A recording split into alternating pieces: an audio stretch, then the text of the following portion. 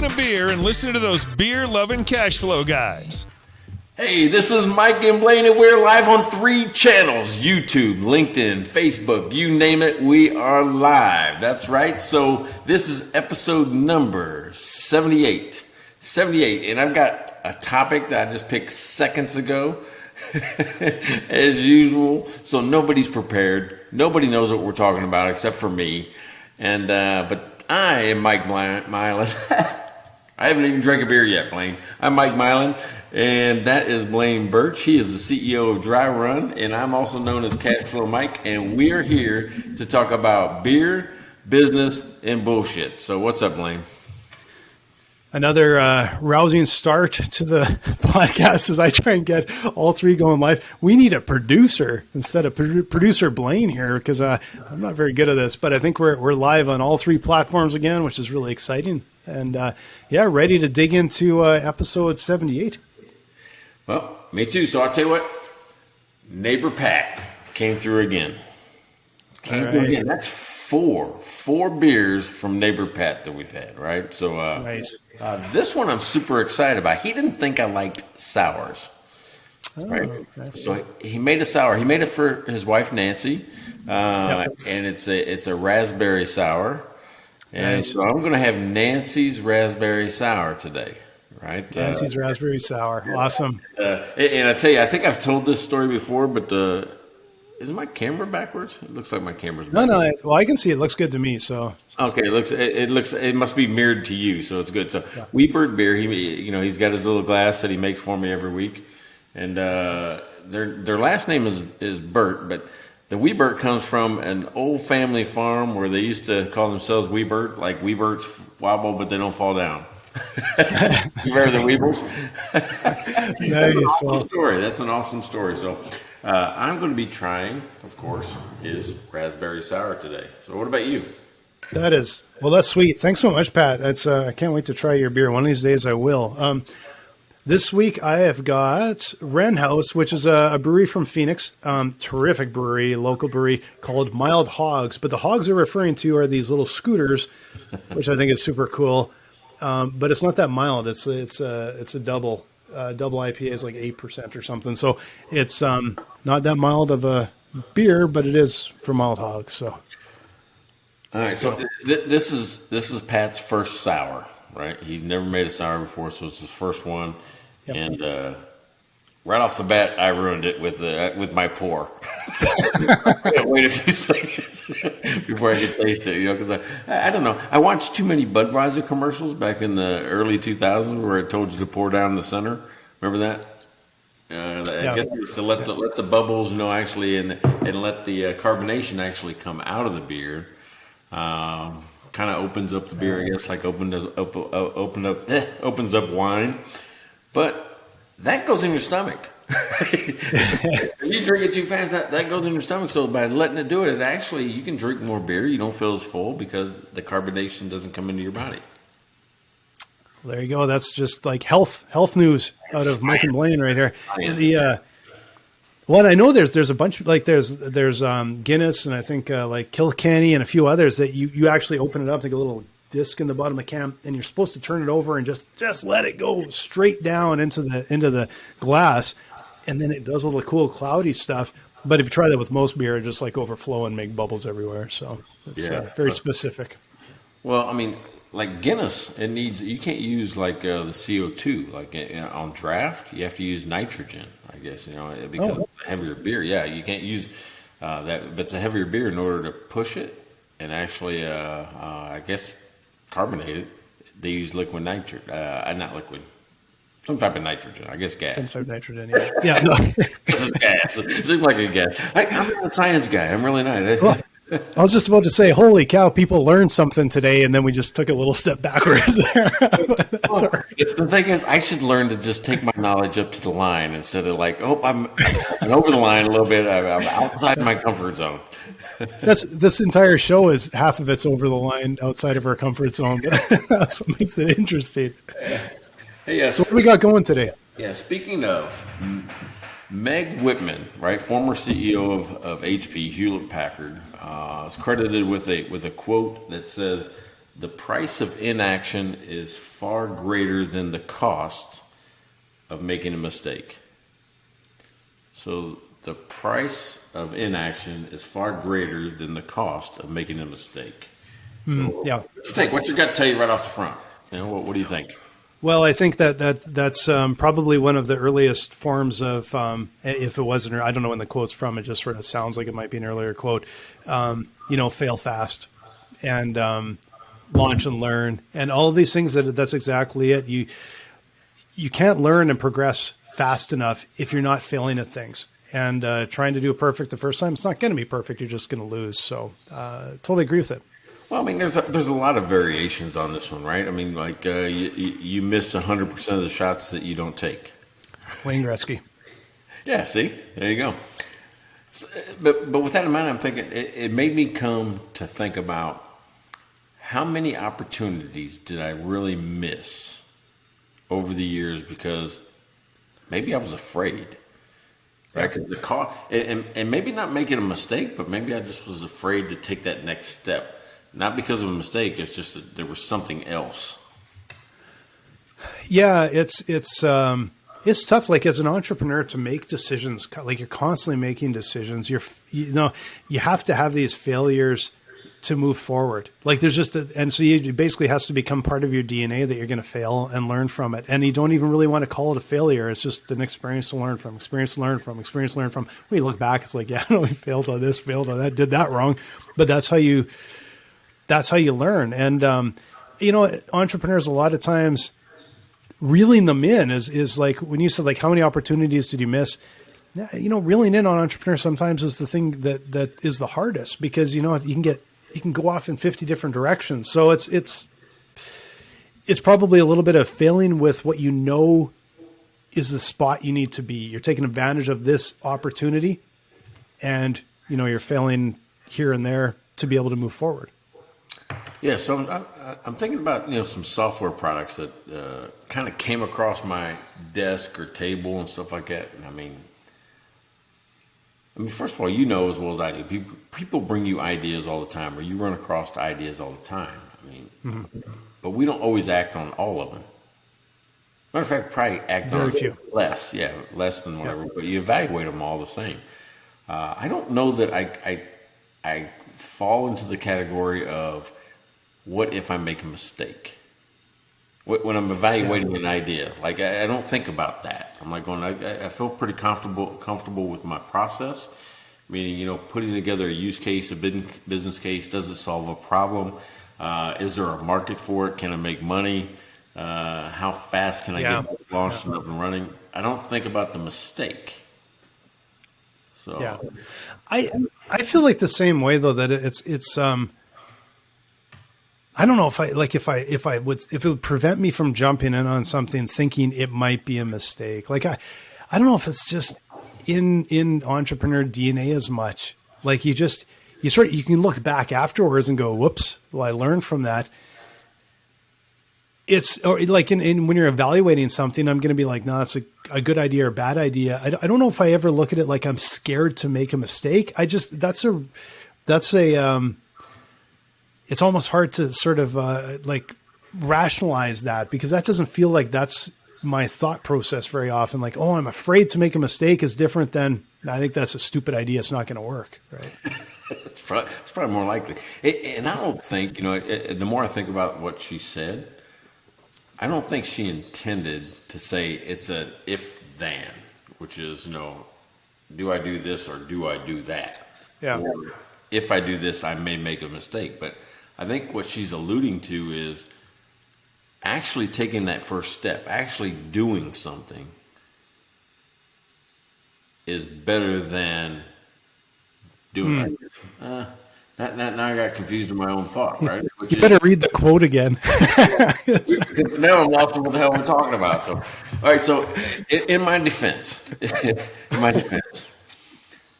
I worked Monday, got on a plane Monday night, flew to Memphis, and taught for 7 hours on Tuesday, taught for 7 hours on Wednesday. So I'm on a stage.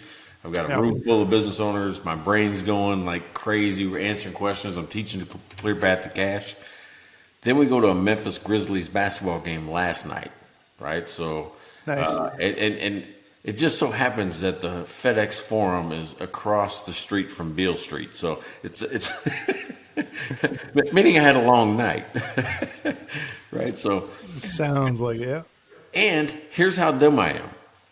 We booked a flight for 6 o'clock in the morning to get back to the office. So I'm leaving, after a basketball game. We make a couple stops on the way home or back to the hotel. Yeah. Get up at 3:30 so we can get an Uber. And by the way, I'm going to tell you what.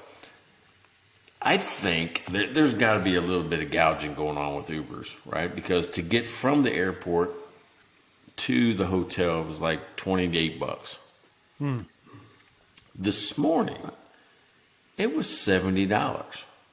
At 3? Oh, maybe there just weren't many cars on the road. It was like 4:30 in the morning. Yeah, maybe there's not enough cars, but still, Yeah. It seemed like there would be more cars if they're charging those type of prices. It's a scarcity, I guess. But the last couple times I've taken Uber, because during COVID, of course, there's a big period there where I didn't take Uber, but before that, every time I got off a plane, you're on 50 different Ubers for how many days? And what I had forgot, and I started to go back to, was when I'm going somewhere, I check Uber and Lyft, because it's amazing how different they can be. And I had got to the point where I got lazy because I thought, they probably drive for both anyway. But not when I look, I'm like, oh, there seems to be a difference. And you just got to be able to pick and choose, but at least, get a little bit better deal. Now went back, Lyft was even higher. Oh, right. I went back to Lyft, so I ended up with Uber. But here's the next thing. So we flew Southwest, and they've just been having all kinds of problems lately. Yeah, right. Southwest, all through the holiday season. And this morning, they load us all on the plane. So you're thinking everything's kind of normal. We get on the plane at 5:30 in the morning. And we're sitting there, and when you expect the flight attendants to come out and give their spiel, it's not. It's the pilot says, hey, we got a problem with the navigation system. We got maintenance going to take a look at it. Doesn't really give a time estimate. So then we sit there for at least 30 minutes. Then he comes back out and says, yeah, we had to go get contract maintenance to come look at this, and they're not at the airport. They're coming in downtown. So now it's like 6 o'clock, or it's actually, 6 o'clock going towards 6:30, and we're waiting for somebody to drive from downtown. And you got 200 people on a plane. Yeah. We drive from downtown. And then finally they come out and said at 6:30, we're not going to use this plane and make it all off the plane. And so I'm thinking, well, I've got to go from Memphis to Houston, and I've got like an hour layover to make a flight, so we're not making that flight. Yeah. So we finally get out of Memphis. They put me on a later flight, and I actually did a coaching call right before recording this podcast. So my brain is not there. I'm having trouble with my words. I haven't drank any beer. Nothing. My brain is foggy today. Maybe you're like Dr. Johnny Fever. You have a little beer and the brain starts speeding up. Yeah, there you go. Maybe that's old WKRP days. Yeah, I'm going to apologize to the listeners for whatever hell's going on right now. Is it really that different from every other week with the two of us? We're good. We're good, man.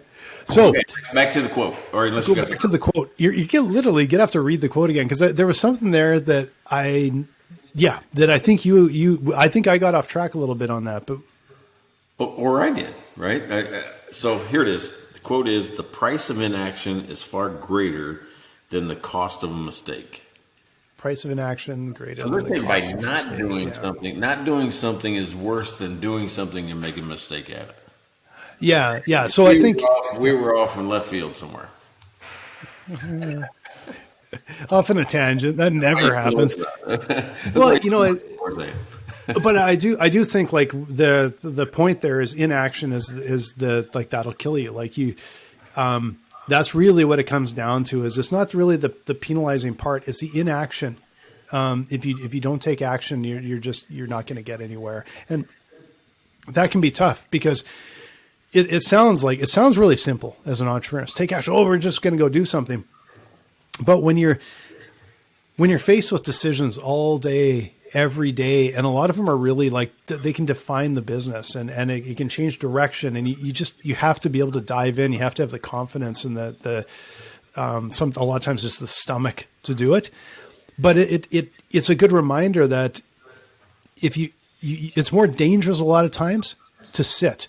And we talked about this a little bit last week. We were talking about instinct, and it feels a little bit like this, where inaction is probably because you're not trusting your instinct. You're not trusting your gut, because that's kind of what's stopping you from doing something, right? Where you can actually get hurt really, like that can be the biggest penalty of all, is if you sit there because you're not trusting your gut, because you're not going to take action doing something stupid, you hope. Yeah, so you think, I would think that you're actually trusting your gut when you don't take action. Like, doesn't feel right. I shouldn't do it. Well, I don't know. After our call last week, I really think that trusting your gut is really important. And so I think if your gut is telling you not to take action, there's a reason. You're not going to fail because of that inaction, hopefully, right? Like, yeah, I probably shouldn't have brought an instinct in, because now we're just like cross. We got like 5 different quotes go by the time we're done here. Well, yeah, but think about what you just said, because what I liked that you said last week was that, that gut feeling is really more pattern recognition. Pattern recognition, right? So there's something about the scenario, the environment, the idea, the methodology you went through in your head. There's something there that goes, yeah, I shouldn't do that. Yeah, and I think you trust that. So the way I interpret it here is that if it's inaction, if you're not taking action on something, you really should. You kind of know you should, but you're scared. You're scared of failing. You're scared of if things go wrong. If things go wrong, without really thinking about, well, what if things go right? So, I don't think I think they're not exclusive. Like you're trusting your gut, and I think at times it's like, yeah, your logic might be saying don't jump, but your gut's saying, no, man, you got to go. This is when you got to go. This is when you got to hit the gas. Yeah, so I look at it now. I mean, as we're talking through it, I'm like going, okay, maybe she's describing or talking about opportunity cost, right? Because there's a cost for doing something, which could be a great success or a colossal failure. But then there's also a cost for not doing something, right? It's an opportunity cost, like saying, by not doing this, I can't get colossal failure or remarkable success. Yeah. And the thing is with all this kind of stuff, you only know in the rear view mirror. Like that's the thing. Like you're jumping on an opportunity, you're taking a chance. You can only look back and evaluate after the fact if it was actually a good idea. And I guess if on the balance, if you're sitting there on the 50-50, take action, because it's the only way to move forward, right? Yeah, otherwise you're paralyzed, right? You're just kind of stuck, and you got to start. You got to go do something else. I'm gonna throw another quote in there. Okay, we're all over. We're just like epic quote day. This is a quote soup day. President Bill Clinton said, and it's always kind of stuck with me, but he said that you are defined as much by the opportunities you take as the ones you pass on. Yeah. Right. And that stuck with me. And it could allude to this as well, because they're like going, what about you? Were there things that you can look back now? And maybe that's what this conversation leads for the rest of the hour is, what would you have done different? Or where were some things you think you missed? Oh, like, where do you start? This week? There's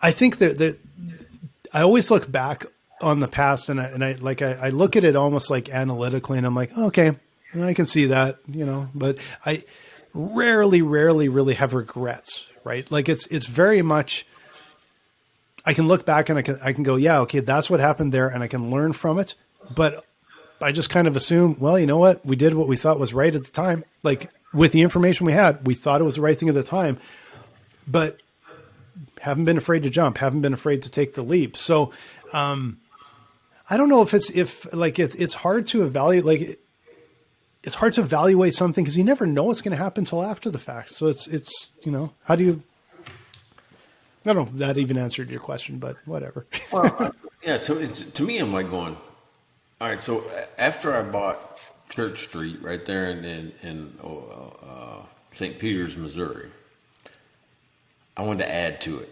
I wanted to do something different, and there was a lot of different opportunities. I could to go build a bar from scratch, to go buy one or whatever, and I ultimately ended up building one from scratch, which I think was the least, in hindsight, probably the least best option. The least best. That is a great way to say it. A great way to say shitty. Shitty. Yeah, I had three big, opportunities, three things that I could have done. I wavered between it, and I got scared on one. And that's the one I probably should have went with, was the one that kind of scared me a little bit. And I'll explain. There was a brewery that didn't make it in, I think it's like Kirkwood, Missouri. It's still around the St. Louis area. Mm-hmm. And brand new, they had like $250,000 worth of brewing equipment, the large hop things or whatever, that's why it scared me, because I don't know enough about it. Yeah. But I would have just hired somebody, to do it. Beautiful place, great area.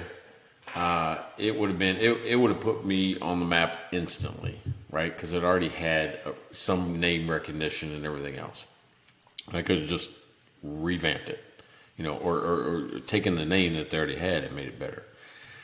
Then there was another one that was in a super great location right off of Interstate 40, and it was an older though Mexican themed restaurant. So when I looked at it, the size was way too big for what I wanted to use it for, but it was really perfectly set up, but it was just more square foot than I was looking for. Mm-hmm. And it needed totally decorated, right? It was the yellows and the oranges and the blues and, those type of things that needed really a lot of money renovating. So I'm not going to call it both of those. I'm either going to spend a lot of money up front for a name and equipment.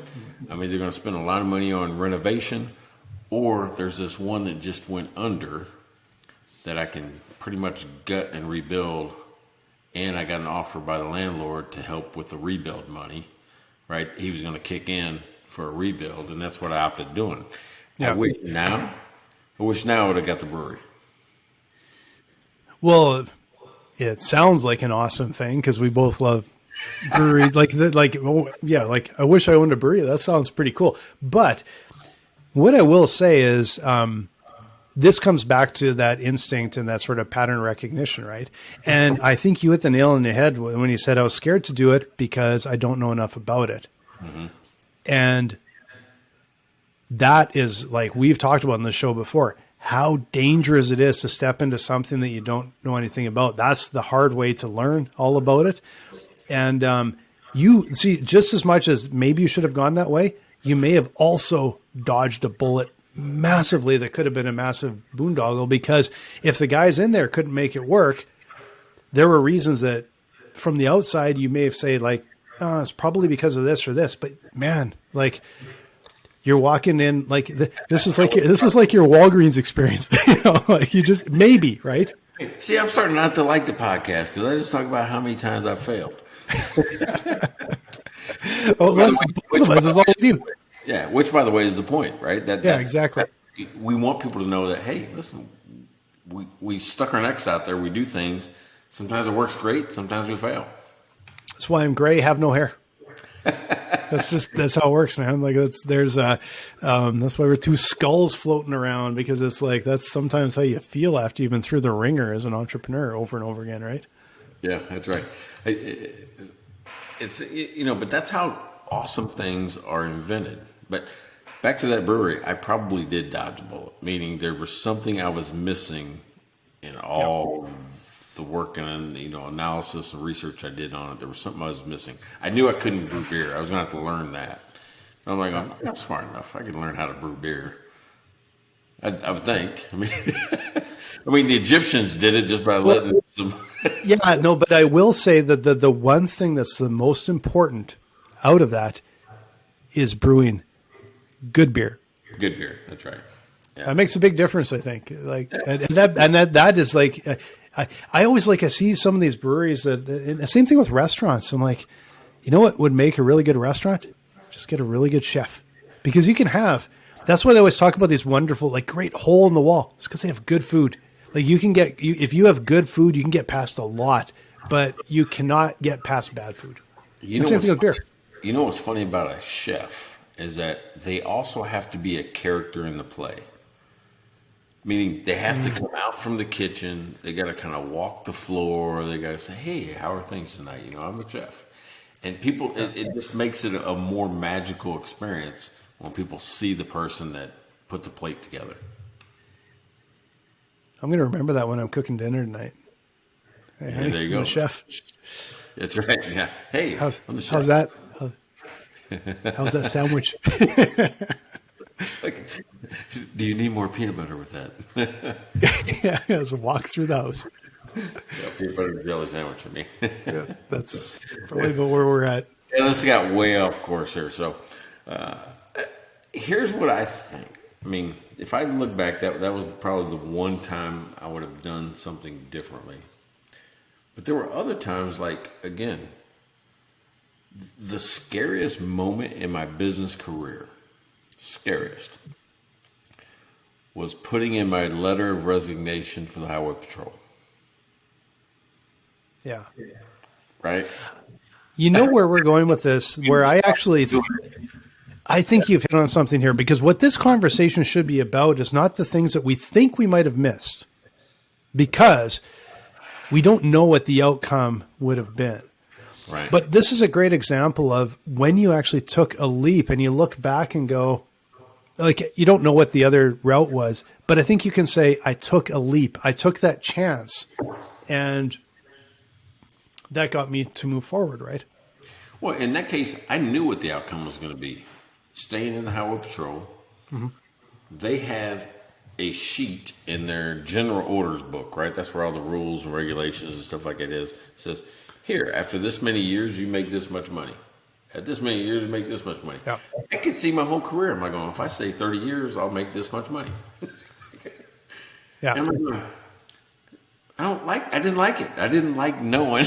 I didn't like knowing what was going to happen in my future. You know what? Money-wise.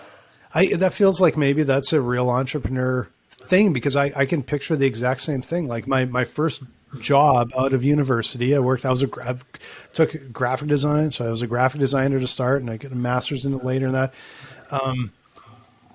Well, my first job, I lasted maybe 2.5, 3 years, because the same thing. I'm like, I can't picture this. There's kind of no excitement. And there's this cap. I can't do anything outside of what this job description is. I can't build something interesting. I can't, it just felt so limiting. And also I can't progress. I can't make any more money. I can see maybe my salary going up. And so I took that leap. Right. And that's, I started looking back through my life, and you're going okay, I took a leap there, started a business, and I took a leap there, and started to grow the business, and I took a leap there, and sold that business, and I took a leap there. And, dry run, taking a leap to go, okay, well, let's build a product. Okay, that's a tricky one, but, that's what I think the quote, that's where we can add a little more input, is those things where it's you look back and go, man, that was right or wrong, and all the challenges. That was I guess more rightly, even with all the challenges, that feels like it was a huge move. And if I had stayed there because I was scared, then you wouldn't progress, right? Yeah, but overall, you and I have succeeded more than failed. Well, yeah, very fortunately what we have, yeah. But there's probably been, maybe some people even listen to this podcast that go, yeah, I tried it and I lost everything. I went back to nothing. Yeah. Well, like I know, like I just saw again the stat the other day, 70% of businesses are dead before their 10th year, 50% dead before, I think, was it year 5 or year 3? Year 3, I think. But, you know, if you took the leap, started a business and it failed, would you still like, and went back to, let's say, working for someone? Would that still be worthwhile? Like, would it still like? I'm not saying that would necessarily be like. Otherwise, you might be living your whole life wondering, right? At least you can go, nope, that wasn't for me, you know, because not everybody. An entrepreneur is like, they has to take it. The leap has to have the be pretty fearless. Like, risk does not sort of compute right or wrong. But then you also have to be able to execute. So there's a whole lot of things that have to go right for an entrepreneur, for a business owner to actually succeed. And especially when you look at these, like 70% are gone before their 10th year. I think with tech industry, it's like 90% are gone before a Series A. Like it's hard, right? But at least, you know, did you take the chance? Hey, that's a great segue into today's sponsor, which is Dry Run, right? So those businesses that have failed, 62% or 82%, I don't know what your stat is, 82% have failed because they have a cash flow problem. And my man, Blaine Birch, and his company Dry Run, their whole mission is to solve that problem. Yeah, no, and I think the ones that fail, I think 82% is related to cash flow. Like, that's a really big factor. And we help businesses peer forward and predict their cash flow. Like, this is the thing that we see with businesses all the time. You know, there's this feast or famine, and they've got a little bit of information over here. They've got their invoices over here and a stack of bills over here. And then they've got kind of a list of potential sales. They have no idea really what's happening in the future. So they can't adapt. You can't adjust. You can't go raise funding if you need to. You also can't hire well ahead of time. You can't backfill with some slow periods. We help businesses do that. We help you look into the future, take all this information. You don't have to actually do a whole lot of work, to be honest. And we're just going to show you the path forward. And it's amazing what you can do when you know. You know, you take that unpredictable, make it predictable. You take the unknown, you make it known, and you turn from reactive to proactive. Like, it's so much you can do with your business if you can see into the future. And that's what we do at Dry Run. So dryrun.com. Right on. That might be the shortest one, because usually when we do our sponsor this week is either Mike or Blaine talking for 35 minutes. So that's what happens. You don't script anything. Eh? Right, yeah. I think it's getting tighter. It's an ad lib type ad lib. Yeah. I think yours is getting tighter. Yeah, I like it. I'm going to throw one of these in. Oh, what happened? I thought I had my clapping going. Oh yeah, people have been asking for more sound effects. I tried twice on this show, and didn't work, huh? Let me try again here, because I flipped from preview to live. Okay, I think we're about to have a sound effect coming up, and I think it's broken. So I guess. All right, so here's where I just happen to think about a time when inaction cost me. Okay. And it has to do with getting my course CPE qualified. All right. I kind of started the process and ran into an issue, so I kind of backburnered it. Like, I'll just deal with that later. So that's the inaction, right? Which is, I'll deal with it later. Well, I didn't deal with it later. I just kind of forgot about it, I guess. But then I had a whole lineup of webinar opportunities, of teaching and speaking opportunities that I got passed over on because I couldn't offer the CPE certificate to accountants. So I'm like, okay, that's actually, my inaction cost me money. And the price of inaction, though, wasn't greater than the cost of the mistake. Yeah. Yeah, the mistake was not doing it. Yeah, that's right. Yeah, the mistake was not doing it. Yeah. Forgetting about it. And the inaction, the price of the inaction was missed opportunities. Yeah. And the interesting. Yeah. Yeah. Yeah. And the interesting thing is, because I think we've been thinking about really big life-changing moments. What you sort of brought is sometimes it can be a small series of inaction that can actually cost you a whole pile of money and a whole pile of opportunity because you're just not staying on top of things, right? And that reminds me of a speaker. I was at a conference one time. I can't for the life of me remember who the speaker was, but what he was talking about was the idea of people are always scared of sharks. You know, like the shark will come and eat you. And they said, but actually mosquitoes kill like way more people. And he said, your day should be basically filled of swatting mosquitoes. So instead of, it's not this one big action that's going to win you something. It's just constant, like just taking care of the little things over and over again that actually gets you to a win. That's right. Yeah. So I think that's probably the best way that I can explain this quote to make sense of it for me is, yeah, these little mistakes that we make can lead to a huge inaction that we miss an opportunity on. And the cost is missing out on the opportunity. Yeah, and the cost can be It's amazing in business. Like the cost can be severe sometimes on some little things and insignificant on some big things. It's kind of weird that way, right? Like and it can be really unpredictable, and it's just where staying on top of everything is so key. But that's happened with meetings and all kinds of stuff throughout my whole career. Like, I'm going to be out of the state, so I miss a meeting that a competitor gets just because they went to dinner together or went to a ball game together or something like that. Where I got invited and said, "Oh, I'm sorry, I'm out of state that week," and then a big comes up and the other person got it because they were kind of brought into the fold during the meeting. Oh, that sucks. It gives me chills to think about. Like it feels like the RFP process, right? Like it just gives me chills to think about and it. These weren't RFPs. These are just like going, it's a hotel manager saying, "Do I pick this guy or this guy?" It's not really a formal RFP process.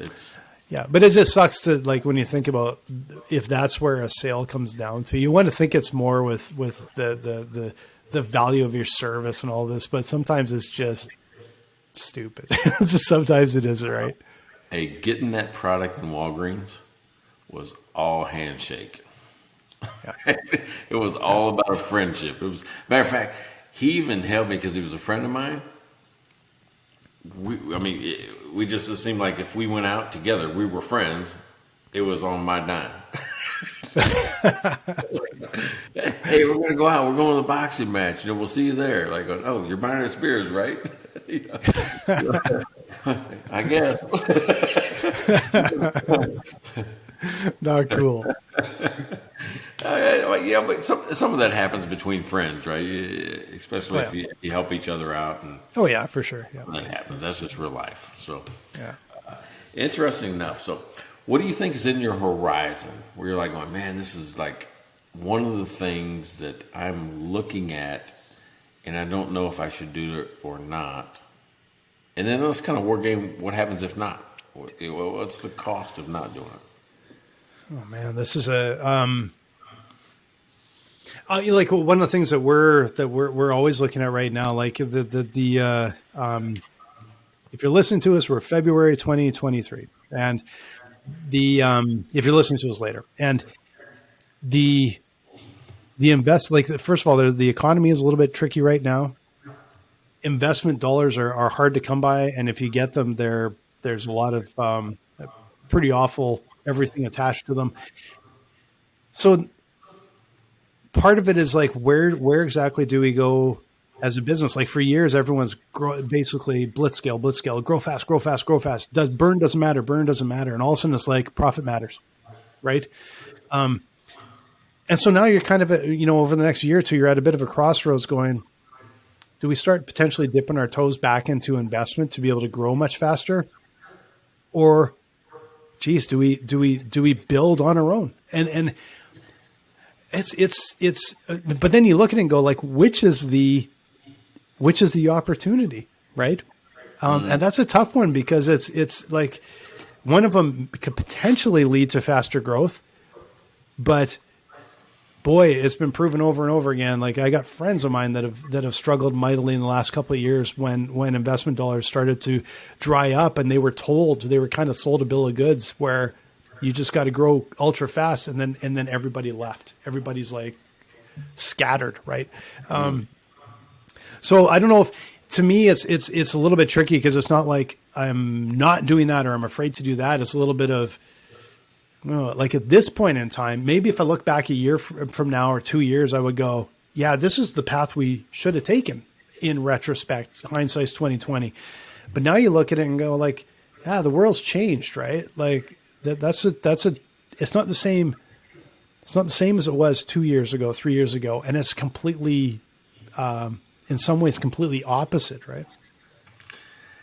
Yeah. So when you've mentioned that, it's caused me to think, because I saw the shift in raising money, right? It went from great idea that can grow fast, become the unicorn, to, yeah, we bet on enough bad losers in that space. Yeah. We need to start backing it up, go back to the basics. Can you produce a cash flow positive company? Yeah. That's the basics. Yeah.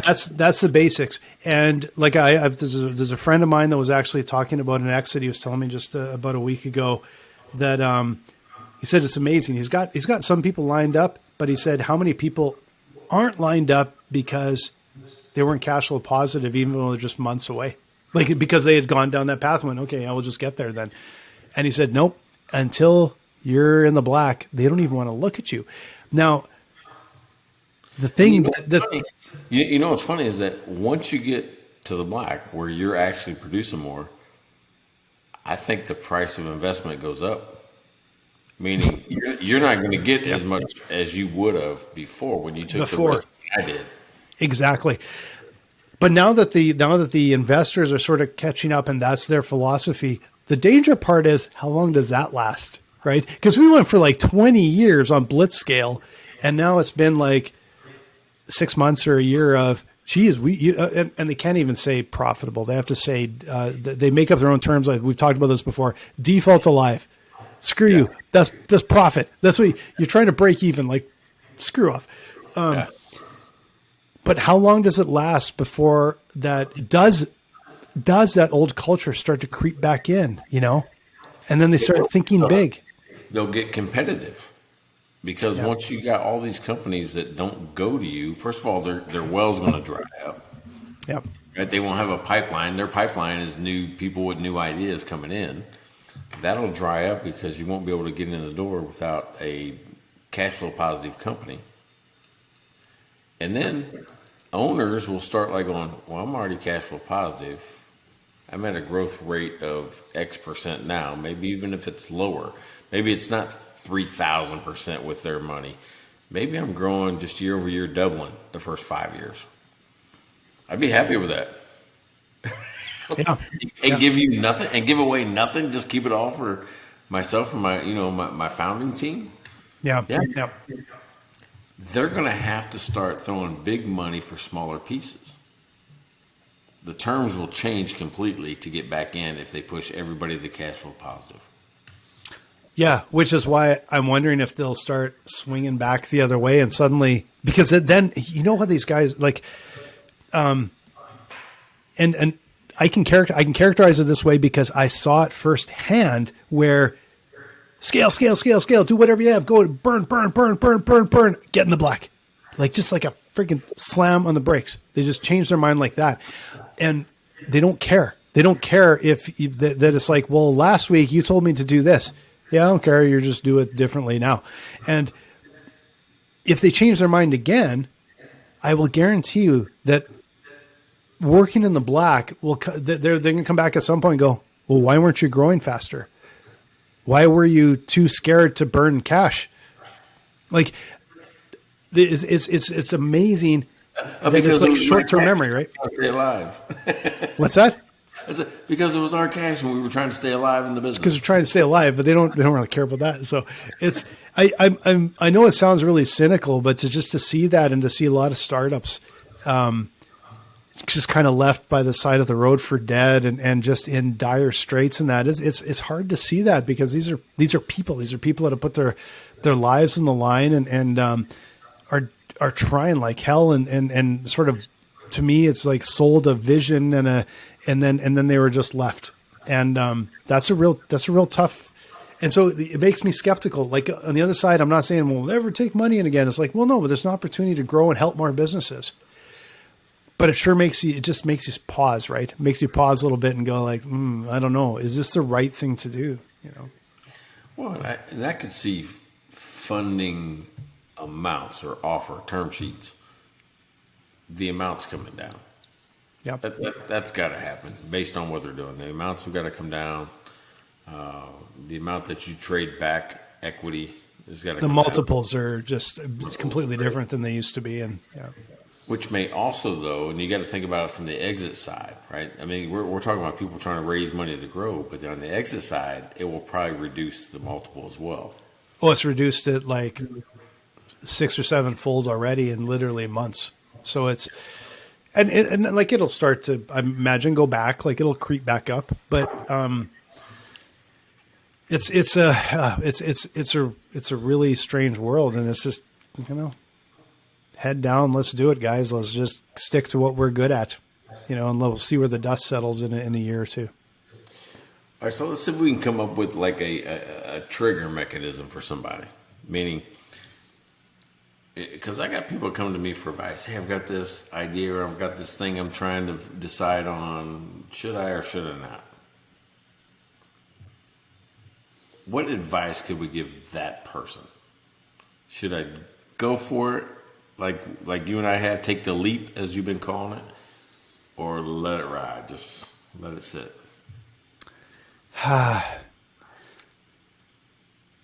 There's a couple things that I'm thinking, like on the big leaps, there was no, like with me in a way, like once I had evaluated things and there was no stopping me, like there was no, part of me kind of feels like if you're asking the question, you know the answer. Yeah. Because after I've done my sort of due diligence or research and I come up with something, I'm like, this is where we're going and this is what's happening. Jump on or get off. Like that's just sort of but the part is the information gathering to me. It's like you shouldn't leap without knowing. But you also have to, once you know enough, you make a decision, right? So even like the bar, like if you're going to buy a brewery, the one thing I would say is if someone is out there and they're like, hey, I have this opportunity to buy a brewery, go talk with 5 other brewery owners and find out from them directly, like closest in the same region, if you can, the closest to what you're doing, talk with them and learn from them. And, like, because you can't go in with your, eyes wide shut, like, or whatever they say, like, but at some point you got to leap, right? Yeah. Well, 20 years after that decision, I looked back and I said, okay, here's what I've learned in 20 years, that I can teach anybody a skill, right? If you know it, or I can learn a skill. I can learn how to brew. But if I don't have the heart, I can't teach you the will, right? There's 2 parts to everything, will plus skill, So, and that's what I recognized in myself back then is I didn't have the heart, right? I knew I could learn how to do it, but I didn't really have the heart to go through the process. That was my trigger, right? If your heart's not in it, don't do it. Yeah. Oh no, I agree, and I think that comes down to that'd be a really interesting topic to dive into at some point. To be able to dive into an entrepreneurial pursuit, and we've talked about this before. Like people say, it's a marathon. It's like, no, it's not a marathon. It's like walking around the world. Like it's so much harder than a marathon, and it sure as hell isn't a sprint. But boy, you have to have that heart and that drive and that belief in what you're doing.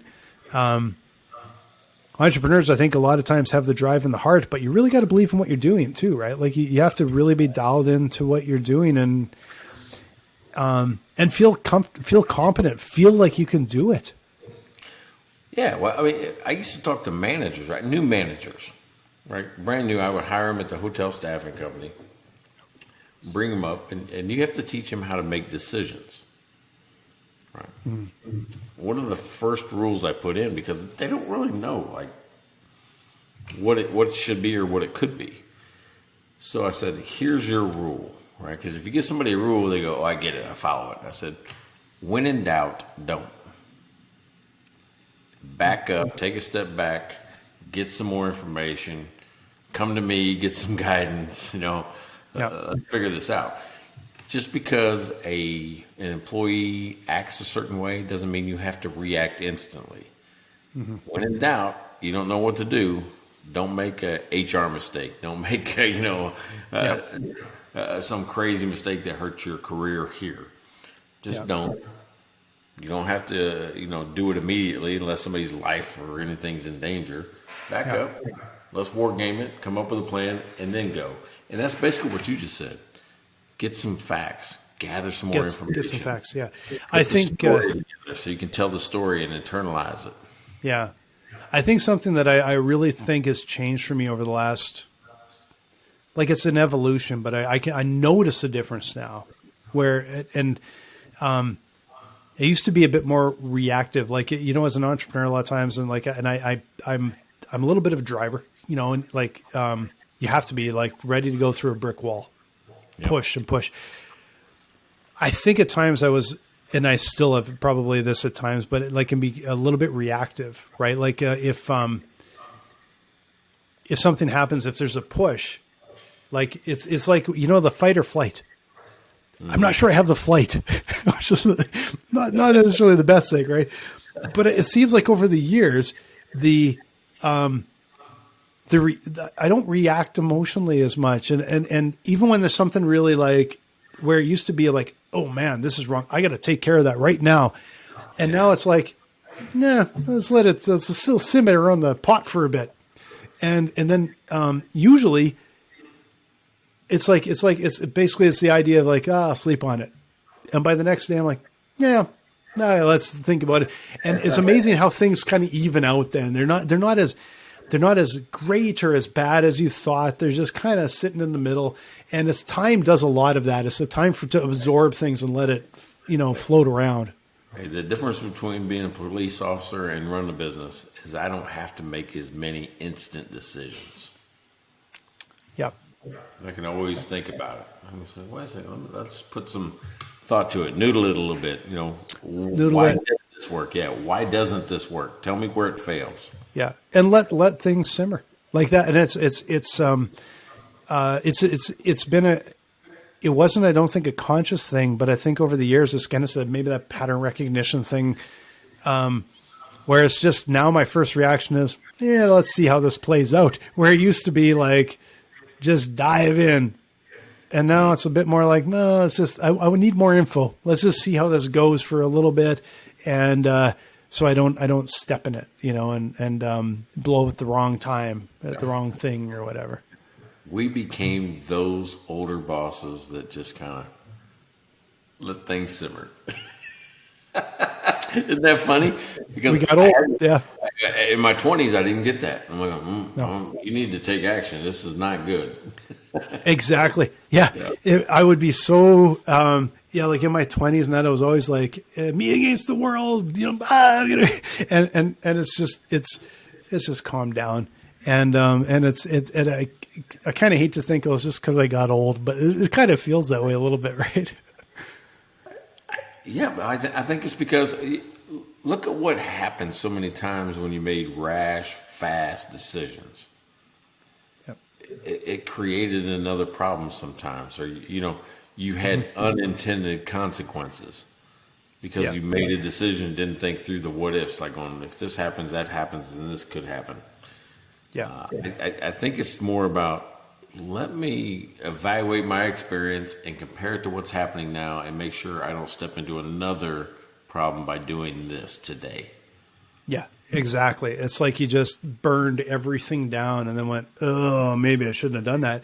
Yeah. Just taking that time and I'm not saying not being decisive, like you need to be decisive, but it's much more gather that information. It's I think my problem solving has matched my shopping process now, which I mentioned last week, where it's like Heather would say I'd shop the fun out of things because I have to research everything. But then I'm decisive. Then I'm like, we're going there, and this is what we're doing. Like I'm getting that whatever doohickey for the garage because it's like the best one or whatever. It's this other stuff where it's like you gather all the information, but then when you make a decision, you have to be decisive. You still have to push forward. You can't be wishy-washy. Oh yeah, no. When it's time to act, you have to act, right? Yeah, exactly. What was in the Army? They go, when in charge, take charge. Nice. We made a decision. We're going to go. Yeah, we're going to go. So, hey, this is episode 78, partner. 78 times we've had a conversation. Man, we're getting well. You know, I'm going to be excited when we cross the old 3-digit. When we get to 100, I'm going to wear a shirt with the all that. We're going to get some shirts. Yeah. I got a 17%er in the fridge. I think I might crack that one. It was like really slow the conversation down. Number 100. See if we make it to the end. Yeah, maybe I need that because I was like. I thought I was low energy today. I'm sorry I didn't bring it. I mean, usually I bring it. I think I was low energy.